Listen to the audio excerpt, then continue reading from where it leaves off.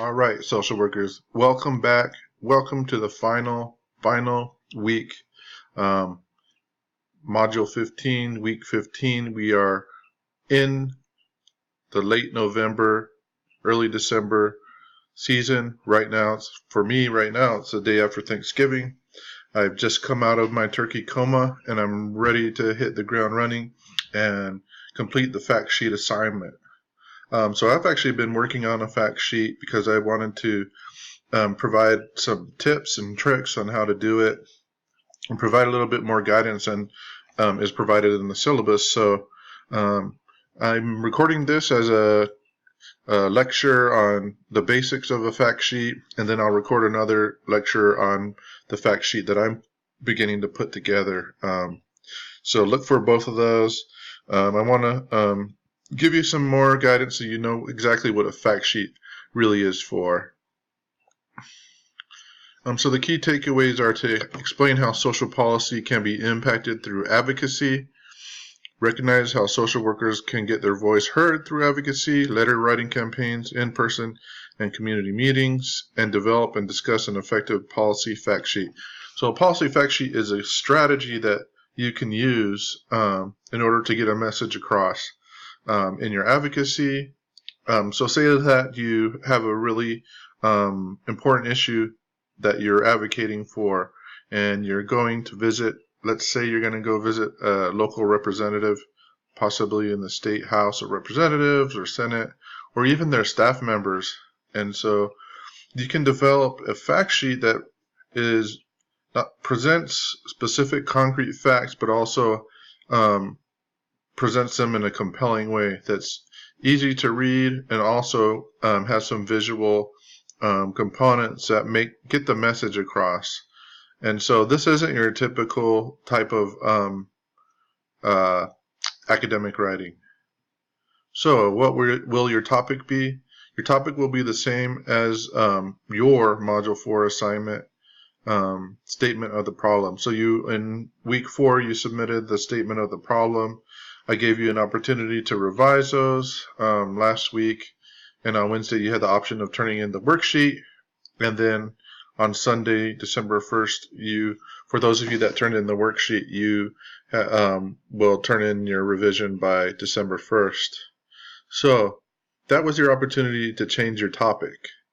If you didn't take that opportunity, then you should use the same topic that you turned in on week 4. So I'm going to be checking for that. If your topic is different, then your total points for the assignment will be 50%. So whatever deductions there are, I'm going to give you 50% of that as well. So please use the same topic that you've already started working on. Why make a fact sheet? Well, fact sheets can be easily made and understood and present facts about any particular issue in a visually pleasing way. You can present facts that people may not have known, and so you're raising awareness about whatever the social problem or social issue is that you're writing about. You can make them pretty quickly in your standard computer programs like Microsoft Word or the word processor that comes with the Apple software package.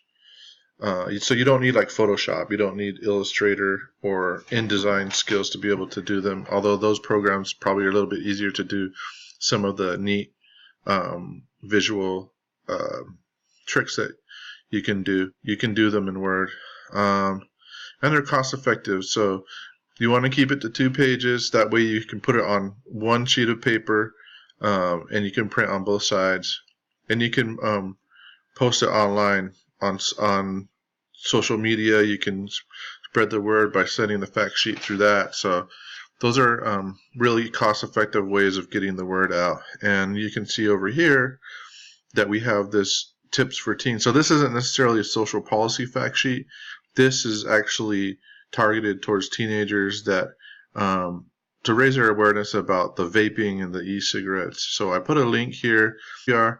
Here is a fact sheet on vaping and e-cigarettes. If you notice that on the actual visuals here, they're not on a margin. And so they're using as much space as they can in order to put these visuals in without taking away space from the text in the facts. I like the way that this is presented because it presents the facts in a Q&A. And so it has Q&A that lists the questions in a different color. They're in all caps, and the answers are in the same font, but they're not in all caps and in black text. Okay, so that's a really effective way to make certain things stand out or pop in your text. Another great thing that they do with this is they give you some ways that you can act. So it's almost like a call to action. It basically gives you the bottom line. If you want to learn more, it gives you this website to go to. You can call any of these phone numbers. So really, a fact sheet is really the purpose is to get somebody to act. And in this case, if it's a teenager, they want to learn more, they can call. So this is more of a public health focused fact sheet. If we're doing a policy fact sheet, what we're really trying to do is impact general citizens, voters, and we'll get to that in the PowerPoint here. Who can fact sheets target? Like I said, policymakers, general public. You can be reaching out to specific groups of voters, so parents, social workers, other advocates, the elderly, school boards, local press, local government. So if you're targeting the issue at a local level, you can target your fact sheets to have more local specific information. Why is that important? It's important to understand your target audience because the information you present should be relevant to them. And so your message will depend on who you're trying to inform. So some of the questions to ask: who will you be giving this fact sheet to? What sort of information will most appeal to this group? And what sort of reaction do you want this audience to have? And so a couple of key things to consider is that, like, policymakers and business leaders, they typically are more impacted by statistics and dollar amounts. And so if you are really focusing on advocating towards the policymaker, you want to put as many data and dollar amounts in there. If you're focusing on just raising awareness of the general public or the press, those audience like to hear stories and the human side of the issues. So you want to focus more on those, but you want to have a mix of both. It just depends on like who you're really trying to reach. Here's a list on how to develop the fact sheet. So the good news is that you've defined a problem or issue already. You've already done a lot of the work, and that was in your Module 4 assignment. So you defined the problem, you narrowed the issue, you identified the policy that attempts to address the issue, and then you identified supporters, opposition, and power dynamics. So like I said, your target audience could be people that oppose any certain particular issue, or if they don't recognize it as an issue, you're actually trying to raise your awareness. And so what's the message that you want to provide? So you could be convincing people that oppose the issue. So talking the type of language that would help them change your mind. If it's just making people aware, you provide real simple facts on the issue and saying, hey, this is a problem, this is an issue that needs to be addressed.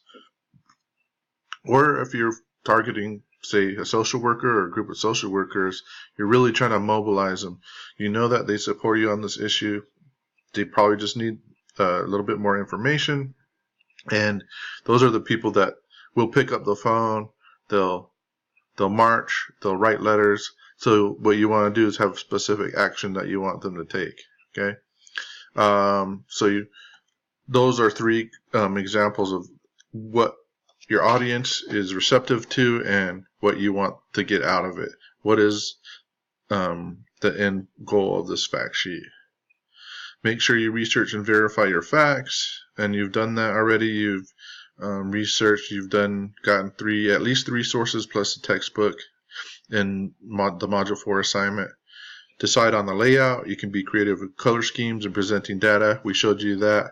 with that previous fact sheet from SAMHSA on the vaping, using different text colors, different fonts, all caps, all those things, and putting different images in there, which I'll show you some examples of how to do on a different video. So when you cite your sources, cite them, but only use footnotes or endnotes. We are academics. We do APA. It's not the most readable, and so you want it to be readable. People don't like seeing parentheses in the middle of their sentences. Unfortunately, in academia, that's the way we do it. In the real world, we want to put those at the bottom, and I'll show you how to do that in my demonstration video. So explain what the facts mean if necessary. So depending on your audience, you might not know what you're really the problem that you're trying to define, and the facts, what those facts, how to interpret them. And then if you have any solutions or steps to get more information or to actually make change, those are really what make a fact sheet very effective. So what are your next steps? I wanted to make this announcement right here, right now. Next week is going to be super busy for me, and so I don't really see the point in having you submit the assignments by Wednesday, because I'm not really going to be able to read them until the weekend. And so I'm going to give you some extra time to complete the assignment.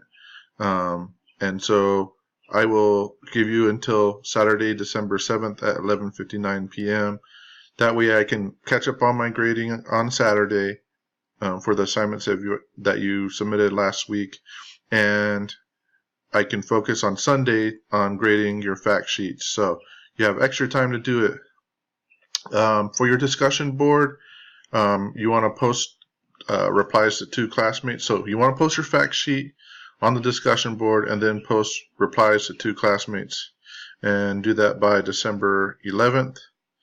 And so you have to, when you reply to your classmates, you want to discuss what you found compelling from other students' fact sheets and your insights on what they shared, and also discuss how did this fact sheet raise your awareness or compel you to support the issue.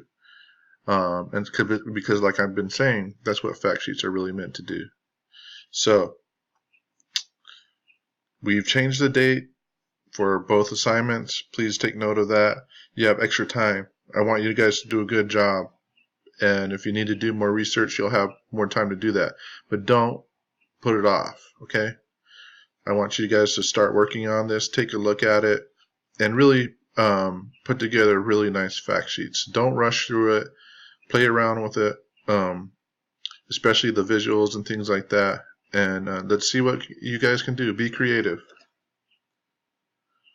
For this references, I've posted some resources. So click on these links and you'll see some really good tips and tools on how to do fact sheets.